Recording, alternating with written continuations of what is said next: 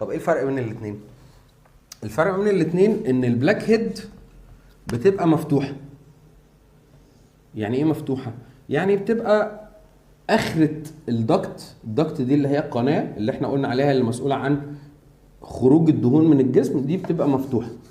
تمام؟ فبيبقى باين هنا تان او لون، اللون ده غالبا بيبقى لونه اسود. تمام؟ عشان لون الشعره فبياخد لون من لون الشعره فبيبقى لونه اسود، فبنقول عليه بلاك هيد. تمام؟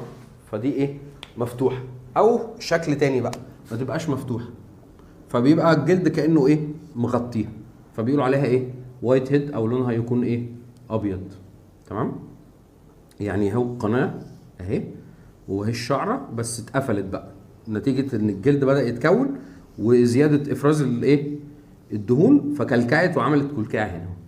تمام؟ لو مقفوله بتبقى لونها ابيض لان لون الجلد الطبيعي، لو مش مقفوله بتبقى لونها اسود لان هي واخده من لون الشعره فلونها اسود. تمام؟ طيب فده الايه؟ النوعين بتوع الحبوب.